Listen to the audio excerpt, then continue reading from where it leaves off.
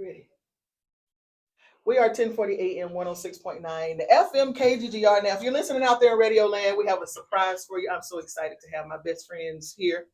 But if you're watching on social media, we have the good Reverend Dr. Bishop. Caleb, you good Reverend Dr. Bishop Apostle. None of that. Okay. Anthony Evans, and we also have Kaleb Carson here as well. We're going to talk a whole lot about what they have going on here. And this is a first here in the studios.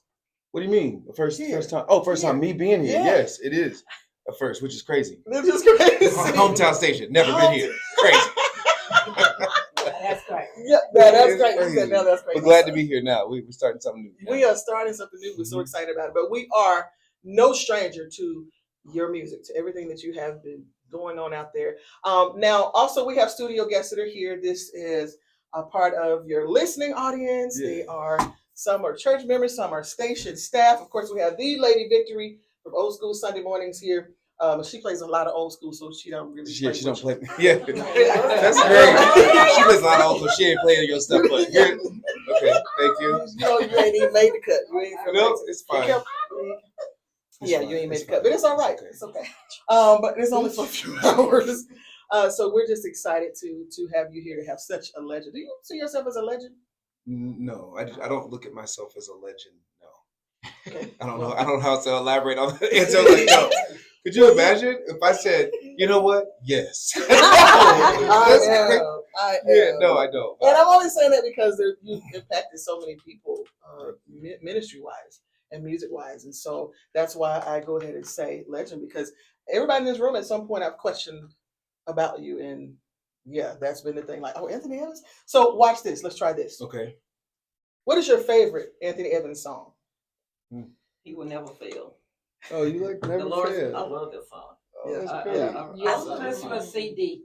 Oh yeah, that's a good one. I like Fight for Us. Wow. Your Great Name. That's the old. That's an old one. Yeah, I love it. I feel it. My favorite has always been The Way You Love Me.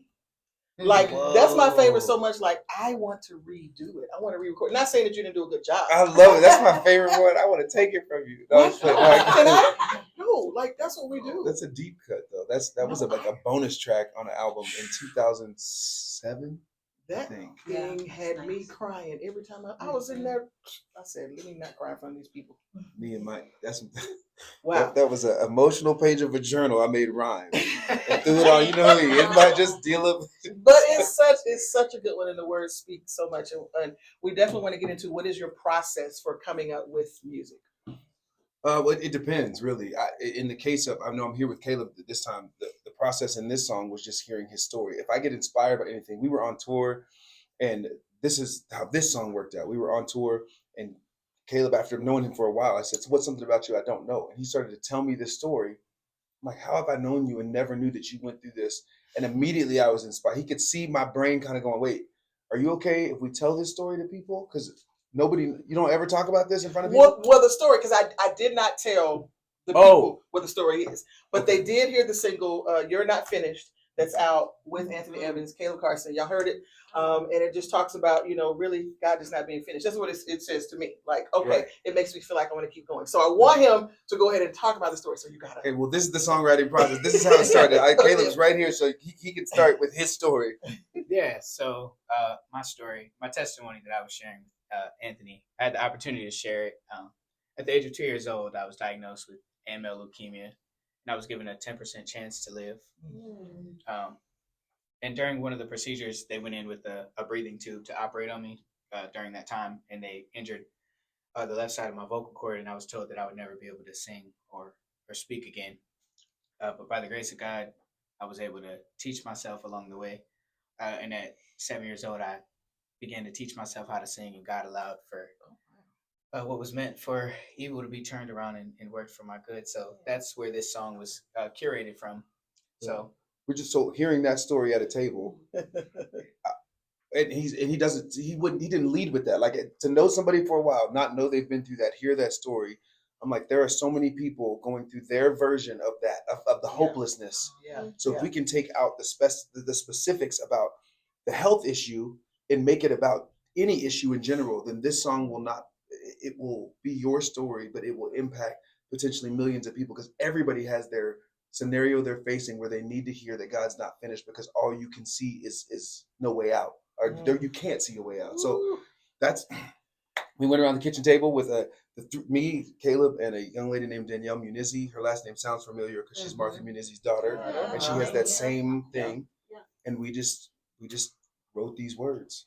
Wow, Yeah. I love it. And so I actually had the opportunity to be on stage behind you when you first delivered this song to the church at Oakland Bible Fellowship. Sung it live, Yeah, y'all sang it live, and I didn't know, because the way you set up the story, sometimes you bring singers with you. Like, we're there with you, so he's just singing. I'm like, oh, just random guy singing, right? Yeah. And nobody knows why he's there. Nobody knows why he's there. I'm like, oh, is he carrying the tenor notes? What is he doing? And then we're on stage and we sing the song, or we start the song. I think you did the first verse or something. And then when you told everybody the story first, then you did the first verse. Yeah, you show the baby picture, so they don't know it's him. And then he tells the story, he sings the first verse, and then he says, everybody at Kaleb Carson, and we just start crying. I couldn't hold it. So definitely an amazing story. So that's pretty much the process for everything you do, like a story. Yes, it coming from a real life heart experience. Because people can, especially in this day and age, they can smell a rat. They can tell when you're just doing something for the sake of gimmick or business, or that people can feel that. So I try as hard as I can, whether it's a song I've written or not, to make sure it's something that I feel genuine about doing, and it's coming from my heart, because that's the essence to me of gospel music. Like, if I wanted to do entertainment, I would sing some other kind of music, like and pretend like it's coming from my heart. But this is different. So that is the process. Wow. Yeah, and this has actually been, I probably need to move on, but this has actually been, I told Caleb the other day, one of the most impactful things I've ever been able to be a part of. I feel like a spectator getting to watch God move through his story. I get to just support, because we've probably done it 20 times since it released a month ago, and there's not one room that doesn't go all the way up, meaning people can hear the message for their actual, and when he starts singing, it's just different. It's different. I don't. It is. Yeah, when I stop and he starts, it's like, oh, it's another, and I'm proud to support that. That is so good, and I'm glad that you are so humble. And so, how does it feel to have someone just as anointed and sound just as great? She's talking to me. She ain't talking to you. I literally have said this a lot in the studio with other people when we're working together. I'm like, yo, you're a problem. Like, you're a problem. I don't ever. This sounds crazy, but I'm rarely around a singer that has to make me think like the way I have to think singing with him. And he's so much younger than me, and he just tries stuff and goes for. And I'm like, what is happening? And I'm glad I have a supportive attitude. I'd be intimidated singing with this. No, you sing this one out. Yeah. Literally, like, I can be like, all right, you got it. Anyway. I love it. And so, Caleb, how does this make you feel? Grateful, very grateful. I feel like it was divine. I mean, the way me and Anthony were introduced to each other back in 2023 in LA doing stuff in Mav, and just the way we met, I feel it was divine the way we've met, and I feel very grateful. I feel very grateful just for the investment, or just for somebody to see me in that way and to believe in my talent. I'm very grateful. Just to see people's reaction and people's testimonies to this story. Everybody identifying with somebody. Everybody has a 10% in their life, or something that they're dealing with or working through. We all have something, but just to see the reaction from everybody, and everybody finding their own testimonies in this song, it's been a journey. I like that. Everybody has a 10%. Yeah. We all do. If we went around this room right now, everybody would have something where it's like, and that's who this song is for. That 10%. Wow. That just, listen, the sermon. Thank you. Thank you, Dr. Evans. Yeah, I didn't say that. No, I got you. Yeah. You saw him. Yeah. So I definitely love this collaboration here. So we're gonna get more from y'all. Actually, trying to figure it out. Actually, Caleb is officially the first artist that I have officially taken on to work with. Like, I'm going to work with you in your career, and it's not just the singing. I know this is like a celebrate Caleb moment, but the heart of this guy. Like, I know a lot of great singers. Like, my world is full of the best singers. But when you find a heart where you're like, yo, you actually take a full responsibility for carrying what God's given you. Yeah. And you have a humble heart attached to it. Let's go. So we'll figure it out. There are other people I want to work with also. So we may have little you may see another song with me and Kaleb and somebody else. Yeah. And then that. But I'm you're good at that. I mean, you've worked with a lot of people. Mhm. Like, who is that special? Like the person. Ooh, if I could work with so and so. Oh yes. Like, who is that? Yeah, this is gonna sound a little crazy, but in LA, I get opportunities. A lot of people don't know this. I work outside of gospel music a lot because that gospel sound was a thing and still is a thing where people in mainstream want to hear it. So one time I was on a plane and I got an email and the subject line said Mariah, and I was like, "What do you mean? Why are we being casual? I don't know what this is." So I opened it up, and this is not gospel, but it was a Christmas album, and I got off the plane and went to Mariah Carey's house to work on a Christmas album. Wow. So that was a moment where I was like, how did I end up in your house working? So there have been moments where the gift I've been given for quote unquote us inside the church, God has opened the doors and been like, that's not the only reason why I gave you that. So that's one of the people. There's been a few stories like that, but one of the people I've gotten to work with outside of our. I mean, you've gotten a chance to do some of everything. Like, you work with The Voice. Mhm. Well, of course, I call you The Voice. I've always called you The Yeah. Voice before any of that. Like, The Voice, because your voice is so pure. Like, what are some of the things that you do before singing? Because it doesn't make sense. I have a vocal coach named Mindy Pack who has given me a lot of tools that I will use before I sing. Now, I'm not like a vocal purist and like wearing the steam mask and doing all that stuff, but I have some warm ups that I do from her, and then I'm just like, I've never heard you have a bad day. Well, I have. Me neither. I'm glad. See, he's with you. Yep. No, Yeah, never heard it. I've learned the art, which we all have in our occupations, where people can think that you're not having a bad day, and you know how to sing around that bad day. So where people don't hear, there's a little art to that. Yeah, yeah. Mhm. Did anyone else have a question right now? Sure. Yes. You have had a lot of opportunities to do a lot of great things. And Autumn brought up The Voice, and that was an incredible season. I think it was like season 2. You were on Christina Aguilera's team, Yes. and crazy. your dad was with you, Yeah. which was like My a dad proud and my mom. moment. What was that experience like, and what other doors did it open for you? The Voice was a very unique. That's a great question. The Voice was a very unique experience because I'd never been outside of our world. This was my world. So to go get a phone call I actually got called for season 1. They were like, "It's gonna be this new show. It's gonna be huge." And I was like, "This sounds like this show ain't gonna be nothing." And then it came on. I was like, "Oh, she wasn't lying." But I couldn't do season 1. Got called for season 2. Like you said, made Team Christina, and it just opened my eyes to a whole world of people. Christina Aguilera had us over her house for Christmas dinner. And I will never forget her talking to me, coming up to me, just sitting on her couch, like, "Okay, so you're a worship leader. Like, explain to me what you do."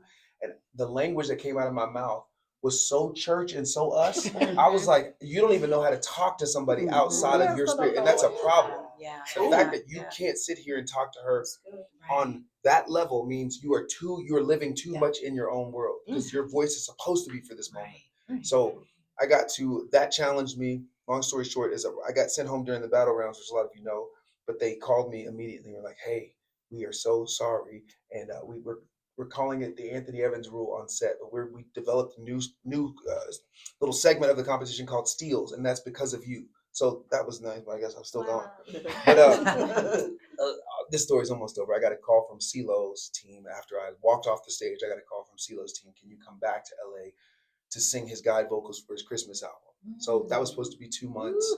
And then that producer was working on the show Glee, and I started that show. And then he was doing some movie, and then it just turned into worship on the weekends, fly back to LA and do something. Yeah. For some movie or TV show during the week. That was it. Yeah. That's awesome. Yeah. Wow. I love it. So you definitely. Oh, I'm sorry. So do you think, with you being on The Voice and all that you've experienced, do you think any of that have a part of your heart wanting to work with Kaleb? Both. What you've learned and just taking him Yes. in as people have taken him in. Yes, I've told him that. I was like, all this I've learned isn't just for me. If it stops at me, for like, what was that for? And yes, the bottom line answer to that is yes. I felt like I have a heart for people in general. I've always kind of been that way.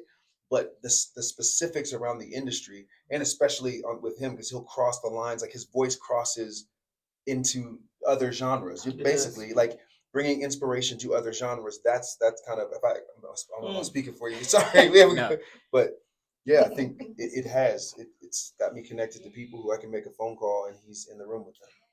Awesome. Yeah. Awesome. Good Wow. Anyone job. else? I have a question. Yes. So navigating the world between gospel and secular, what are the temptations kind of like for gospel artists when you're exposed to all that other people around you? How do you stay saved? Well, the temptation is to look at opportunity as success and not peace as success, because opportunities come all the time that are big. They look big, and I've actually made the mistake sometimes of saying yes to things, and I didn't check the material before I walked into whoever this artist was and was like, I can't sing on this. But sometimes opportunity becomes your definition of success. And my dad always taught me, you can take whatever job you want, but you then can't go, or whatever relationship, whatever it is, you can take whatever you want, but then you can't go write a check for peace after you do it. So the money's not the success. Are you going to be able to sleep with yourself? Are you going to be able to live with yourself? Then if you could answer that and say yes, then you can do it. Wow. Yeah, That's good. I was gonna ask what nuggets did he have for those who are aspiring to be artists or worship leaders, but I mean he's been giving so many. Oh. That's a good question. Yeah. What Yeah. advice would you give to those who are, let's say, trying to get where you are? I think never underestimate the power of you building your own table if you're not welcome at somebody else's. That's it takes time and it's not immediate, but there is something about building your own table that will change everything in your life. And also staying true to your calling, because you can't write a check for peace. That's huge. If you become famous for some song that you hate, but you just did it because they said you should, the rest of your life you got to sing a song you hate. Like that sounds miserable to me. Yes, it's so miserable. Yeah. So I think that's huge. And then maximizing where you are. I think we look forward to the next thing that we miss the thing we're in. And that's a lot of times like a training ground for there have been years that made no sense to me.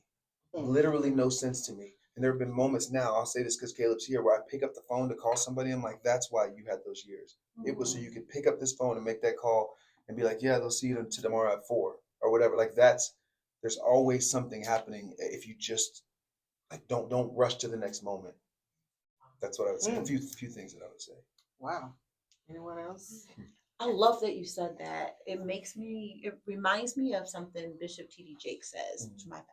He said, money is not the most valuable resource, relationships are. 100%. And that's what I'm hearing from you when you say you've established these relationships and now you're able to pick up the phone and make calls on behalf of Caleb and help him in his journey as an artist. And this has been such an incredible journey for you working with Anthony, but what are some other defining moments that you've had in your career? Defining moments.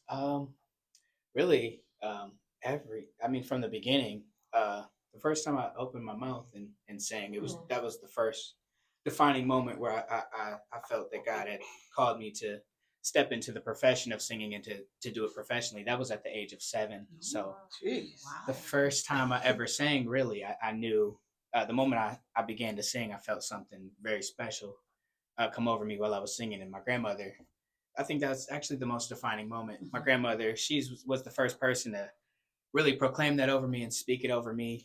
And from that day, that's what really propelled me to come to this moment, really to keep going. I dedicated myself to learning and teaching myself along the way.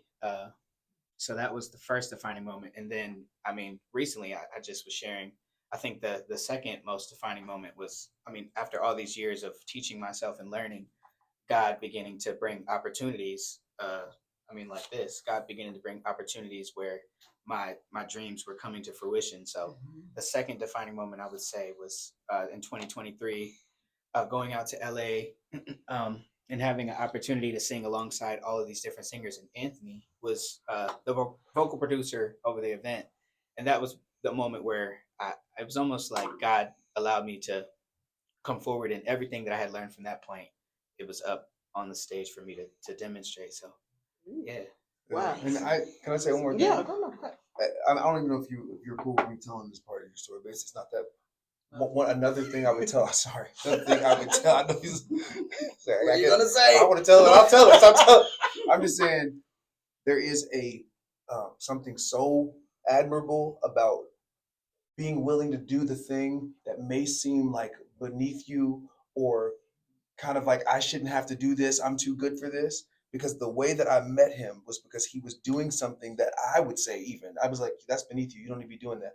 But he did it. Somebody filmed it. That video got sent to somebody who brought him into a writing camp. And I was at that writing camp and met him there. And it started with him doing the thing that he shouldn't have had to do because he's too good to do it. He did it. I love that. That's another good message right there. Yeah. I love it. I at age 7, you said that you started teaching yourself how to sing. Like, what was that first song that you let out, and how did you teach yourself at 7? It was Whitney Houston. Uh-oh. It Yes. was Whitney Houston at 7. The first song I ever sang, it was I Have Nothing, but I could identify. There was some like I could identify the anointing she was coming over. I Yeah. could see it, Old feel soul. it. And, 7. Yeah. Identify At anointings. 7. Yeah. So yeah, Wow. and from that point, I mean, just from that point, it was just studying everybody who I could identify who had that little special thing when they would sing like Aretha or Sam Cooke, Donny Hathaway. He's skipping parts. At 7, He's skipping parts, which is so now I know you skip parts of stories that really are impactful. Impactful, So yeah. here's the bottom line. Sorry, Kay. As I've heard more of the story, I hope you're good. But for like all the chemo and stuff had an effect on him where he had to stay inside. So it was something that was actually could have made him sit inside and do nothing and be depressed because I'm watching my friends jump on the trampoline and I can't. But he sat inside with that kind of like, your life is going to have to be different. And he made it into this. It wasn't just, I'm 7 and listening, I can't go outside and play with my friends because of something that's happened to me. But I'm going to take that and turn it into this. That's a level to me of like, you can't skip that side of the story. That's a You know whole what I mean? nother Yeah. anointing there that's happening. Wow, I love that. And I know you mentioned that your grandmother prayed you through, as well as Anthony, your career, your family is very, very, very strong and present. Talk about how important it is to have family very strong and present. And would you be where you are without your family? No. And I don't mean because we're forward facing like that. Support, especially for me, because I always tell people, I will always tell the truth. I'm a very emotionally charged person. So without anchoring and people who are like, hey, I know that's how you feel, but this is the truth over here. You know what I mean? I have to have a lot of that. And my family for me is that. And it's been very important. I don't think I would have done as well as some other people have who have been in scenarios where their family is frayed. And we have issues, but I don't know. I just don't feel like I would have made it without the family. That's the bottom line. That's the bottom line. So you gotta have family support. Absolutely. I feel the exact same way. I mean, my grandmother, having my grandparents just being ministers, I think that for me was, I mean, that sticks with you. Having those biblical principles and those things instilled in me at a young age really helped me to keep me on a straight and narrow path. And they were very present, and just having them to encourage me as far as music. I don't think I would be. I can honestly say I don't know if I would have really stepped into singing as a profession had it not been for my grandparents or them being that strong example of what it looks like. So it's very important. Wow, I love it, and I want to say something. So you've had a lot of losses in your family, as we know. How has that impacted your music? How does that impact the music? It's made it harder because I had to learn how to sing from a place of faith and not experience. And when you're leading worship, a lot of times you sing from the experience, like you sing. But there were moments where I was like, I don't feel like God's faithful. I'm about to sing this song about how faithful He is, and that feeling while you're in front of people, it's not always actually good. There was a moment, and I haven't said this in public ever, where I needed to stop. Like I needed to stop because it was too much pressure being a professional Christian and going through that kind of stuff. Like to expect yourself to grieve well in front of people, like that's not a good idea.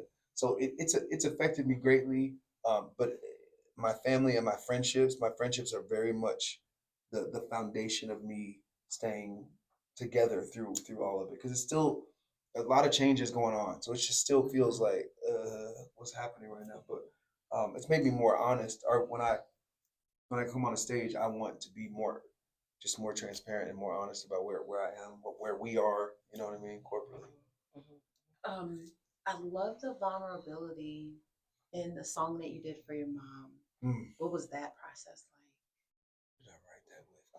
I wrote it with my friend Nick. I just wanted see, hindsight is 2020. That thing is so real. That I know it's such a catchphrase. But it's real. But oh my gosh, every day since losing my mom, and still Mm-hmm. I see something else she was doing, all while looking like a queen and being like, "Hey, it's fine," and you're like, "She was doing that too, and she was doing that too," and she like, and my mom always wanted women in general to not feel overlooked and unseen. Mm-hmm. And over time, since losing her, I'm like, that's because she was doing all this stuff and we didn't know. We had no idea.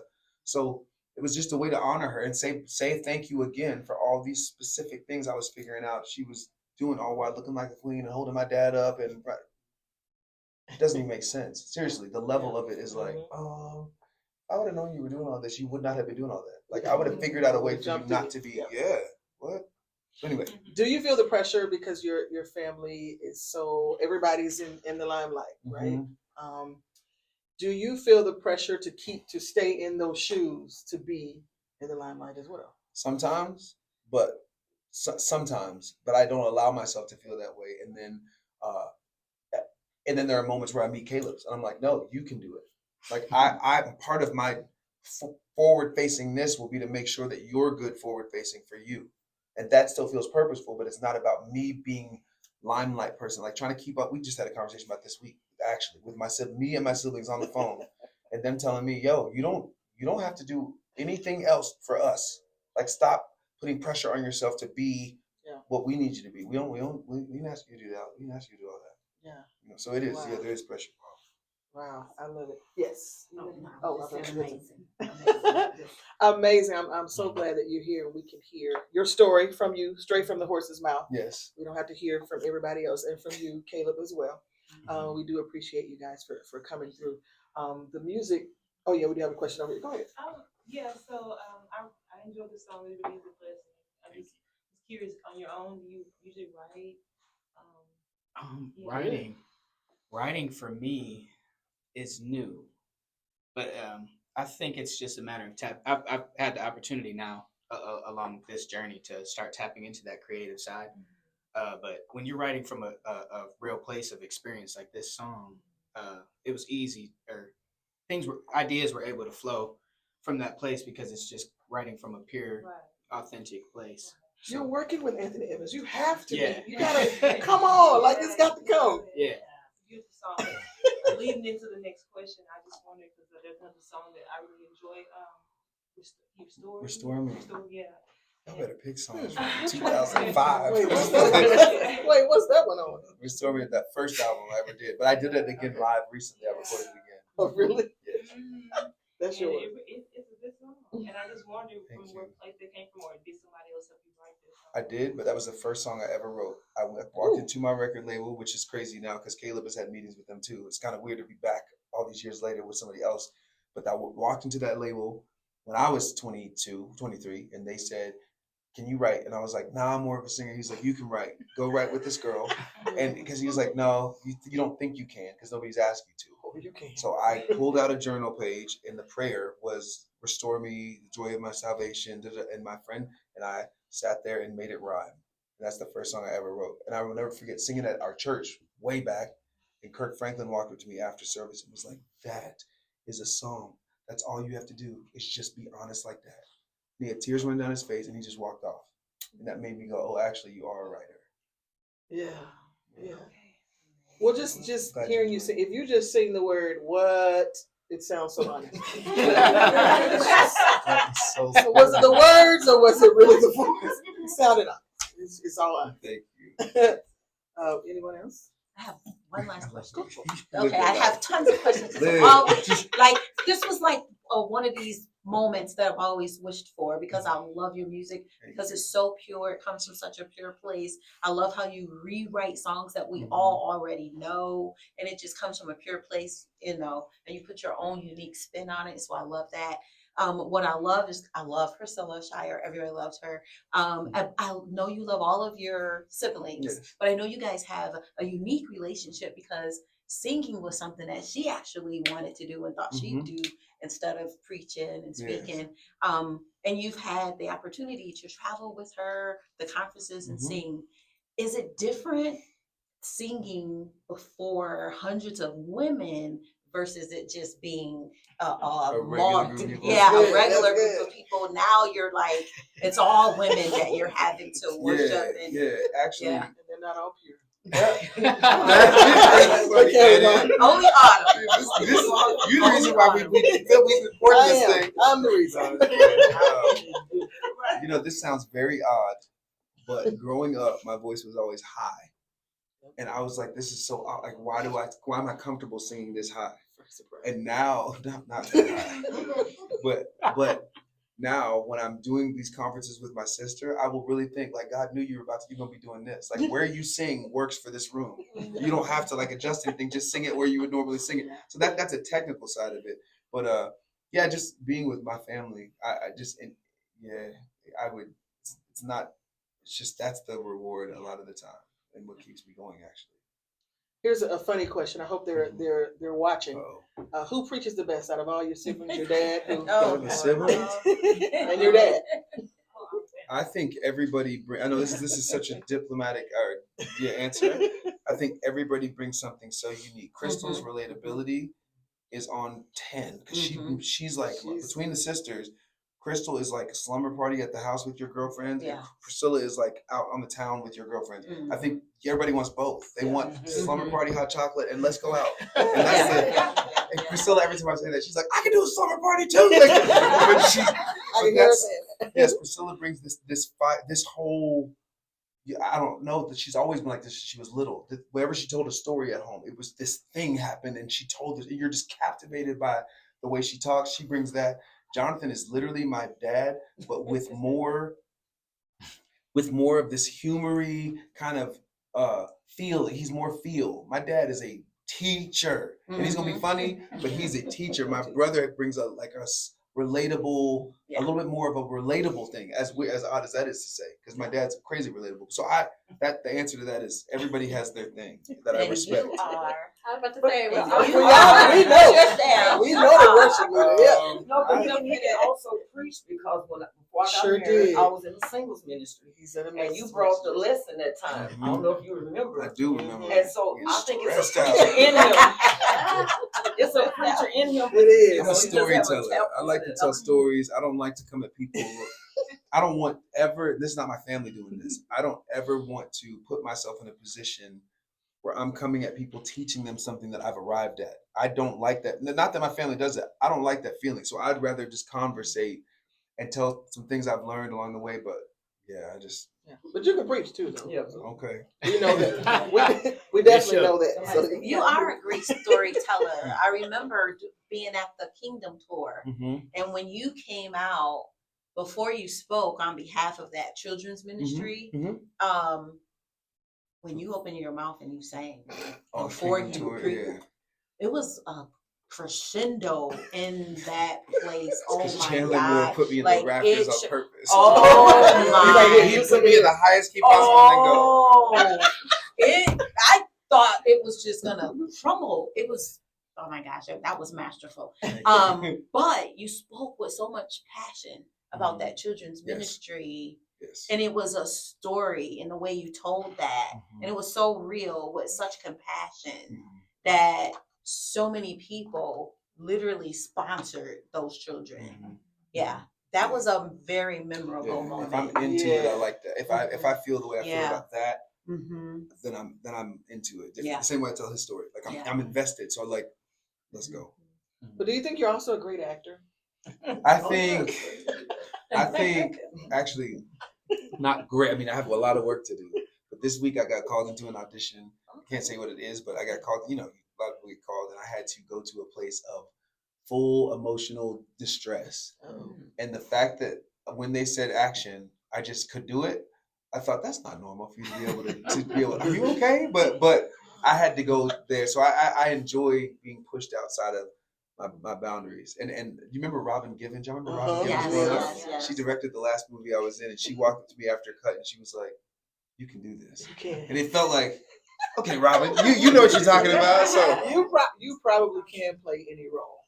You probably can. It's hard sometimes, depending on the role, but you have to stay in a place for hours and hours. It's very can be probably not like a pimp or something, but you could probably probably slow down on that kind of stuff. You can kind of have it something. Yeah, you know, it needs to be kind of in line. People can't separate. I can't. Yeah, no. Yeah. I love it, and you're such an inspiration to have seen. Well, I say seen you because I've been a member of the church since '07, and Carla probably longer. And some of you guys- 95. 95. Oh, wow. Okay, so some people I have you seen grow it, up. Really seen you grow. Yeah. And I think it's great that we've been there, and so but for the world and other people to really see, Yeah. you know, who you are. My younger brother talks about you, and he's in Baton Rouge, Louisiana, and he Oh, talks really? about seeing you come there to his Oh, church yeah, and some yeah. different places like that. And I'm like, oh yeah, I know Anthony Edens, I know Yeah. him. But I think it's just amazing, and thank you for holding true to God. Thank you for helping Caleb. Caleb's a Come monster. on, bringing Y'all him gonna to hear, us. gonna hear a lot more from him very soon, in a lot of different ways. Like I'm very excited about what's going on in Yeah, his yeah. world. And we're looking for what's next. You could work with any one of us. And so, wait. Anyone else had another question? I have a question. Yes. I'm trying not to get emotional, but I know y'all had a lot of loss in your family, and so did I. Hmm. 3 years in a row, it was to my two brothers and my husband. How do you, I try to work my way through it, but in different songs, like I trust in God, it makes me go back. Yeah. How do you manage to go through that? Well, I think one thing that's been huge for me is allowing myself to feel what you're feeling right now and not holding that inside, because that's literally your body wanting to get that out. I believe that with all my heart. I've created moments where, in this specific area, where I will go like to the roof of my house and sit up there with a picture of my mom during the sunset, and whether it's joy or tears or whatever, I want to enjoy something that you enjoy and allow myself to feel that. And as I do allow myself to feel that, I have set up things in my life that help me grieve her well, things that will honor her. Like, I'm very clear. I can hear her voice in my head telling me the things that she'd want me to do. And some days I'll just go do them because I know that that's what she would want. So specific to your losses, and I don't want to speak too over speak and give instruction, but I just believe in allowing yourself to feel, because our true state after allowing ourselves to grieve things that are not good for us is a return to joy and peace. That's like the state we are meant to be in, and where we go when we go through the process of grieving whatever it is we need to grieve well. So I just really believe that. And then setting up things that honor your brothers. You mentioned your brothers And my husband. and your husband. I'm so sorry. Yeah, I'm so sorry. And then creating spaces where I'm supported by other people who've experienced what I've experienced, and we can just support each other through.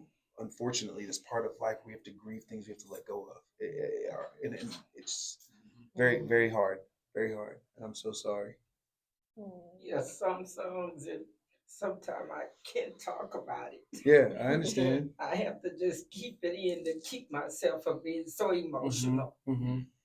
Yeah, it's okay, and to create spaces where you can be emotional. That's literally your body purging that. The weight, some of the weight of it.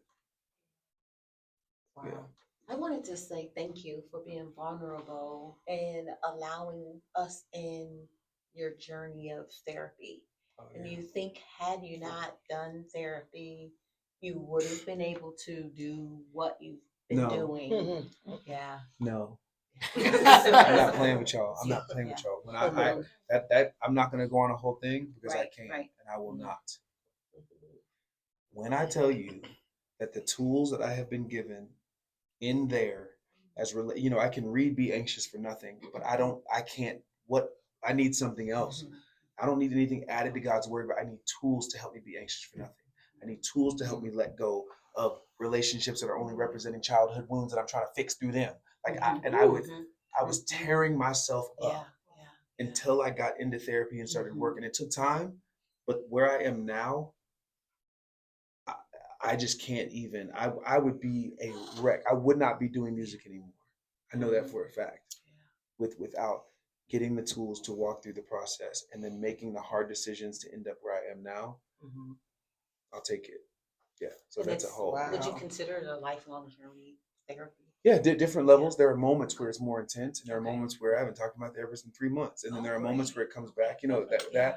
But it's like having a coach. Like you know, I mean, like the Simone Biles has a coach. Serena had a coach. Michael Jordan had a coach. They're the best in the world, and somebody's still watching and going, switch that up a little bit, and then you'll win. If you make this little change, you'll be the champion I know you can be. My therapist goes, make this little change and watch what happens. And there's been so many times where she's been correct. I'm like, okay, here's. So it's safe to say, like, I mean, you never arrive. It's an ongoing. It's ongoing, but you level up though. Yeah. You level up, and the things you were dealing with. Here I go. So the things you were dealing with for 8, 9, 10 months become things that you deal with in 2 weeks. Ooh, That's the difference. nice. Is you can like this move is going to land me here, and I want to be there in 10 days, not 10 months. So this is what I'm gonna do. And once you start making those decisions and feeling what it feels like to be well, I'm not doing that. You know what I'm saying? Yeah. Like, what? I'm not doing It's that. like, So, yeah. wow, I love it. Woo, this has been some good heavy conversation. I Go ahead. really want to thank y'all for this song. Oh, yeah. That I already answered all the questions that I had. Yeah. It come from experience. I heard testimony. It came from experience. All of that. So here's the thing. This song gives you assurance. And this stuff that we're dealing with today, Wild. man, it could just knock you out of the water. But hearing that song, it's been, okay, God, you promised this. It's almost like you're reminding God what you promised me, that you're going to bring me through this thing. I was like, I grabbed hold to every word that was spoken in this song. It was for me. Because my plate's in overload. Yeah. But I know it's going to be all right. It Because will. God promised me. Absolutely. Thank you for the song. Thank you. Good job. Thank you. Good job, Caleb. Yeah, I Come mean, on, let Caleb. his story just be told. I wish I had time to tell the story and do the song on the radio the way it is live, because a lot of people don't know the story. They just hear a duet with some people. It's once you know that he's not supposed to be able to speak and can sing like that, it's a whole different. So I'm glad we get these moments. Oh, we're talking about it. I'm So, talking yeah. about it. I'm definitely talking about it. I'm glad. Maybe not on her show. It's old school. But I'm talking about it. You're going to talk about it. You're going to talk about it. You're going to preach about it. That's right. Can I Preach ask about it. Caleb a question? Yeah. What advice would you give to your generation who is living in the toxicity of what's going on in the world today? How to navigate And stay safe. How to navigate that. You, in this time, the advice I would give to this generation is to ground yourself in the principles. I mean, you have to ground yourself. Really, we need God. Really, that's just the root of it. We need God in everything that we do. When we put our feet on the ground, we need God. But this generation, I think, it's just building that relationship and coming to know God. It's an individual walk for all of us, and that goes back to that 10% thing. We all have something, whatever it is that God has placed in our life. What you just shared about, your grief and your loss. Everybody has something. But it's we find hope in that restoration in God. That's what we have. He promised us His presence will never leave us. That's the one thing we can be steadfast on, and we know that we do have that. So That's good. my advice to this generation is just to hold on to that. That's really all we have is God. Wow. Thank you. Come on, young bishop. Wow. And so that it's like, and that actually was going to be one of my questions, was what was a thought that you had to leave with the audience. And so I do want to ask you as well, like, what is that positive thought you have to leave with us? I always say this, and I think it's related to the song and again, Caleb's story, is that a lot of times we feel certain things as related to how God may be moving or not moving. And I've had to learn the art of understanding that your feelings don't have intellect, and as real as they feel, they can't think. And your feelings, if it's the only thing you lean on, which I'm hopeless, I can't do this, I'm not worth this, I deserve all that stuff. Those feelings, if you lean on them, will have you all over the place for the rest of your life. There has to come a point in all of our lives where you bounce your feelings off the truth. And the truth is found in verses like Philippians 1:6. It says you can be confident in this, that He who began a good work in you will be faithful to finish what He has started in you. That's what I would say. Your feelings don't have intellect. Okay. I love it. Well, we thank you so very much. If there are no other questions, okay, it's so good. I know it's so rich, and we thank you. And we need you to come back. Yes. So we have to make up for a lot of time. A lot of because- time. Yeah. Every this song we be- release, we'll sit right here. Yeah. Since this is your first time here, you came here on You're Not Finished, which y'all please make sure you go and you download that now. Make sure you get You're Not Finished. It will bless you for real. I cried the first time I heard, my first time hearing it, I was singing it. So I was doing the whole ugly cry singing thing. And but I'm telling you, it will definitely bless you. So please make sure that you go and get the song You're Not Finished. We have the Anthony Evans here. Woo! And we have Kaleb Carson. So make sure this isn't the end for him either. So make sure you look up all things Kaleb Carson there as well. How can we follow you guys? I'm at Anthony Evans Jr. at Anthony Evans Jr. on everything. Junior. I'm at Kaleb Sings. That's Kaleb with the K. Kaleb Sings. Okay, and so make sure that y'all follow, comment, like, share, all that other stuff that we do for social media. So we thank you. Thank you very much. Thank you. Glad to be here.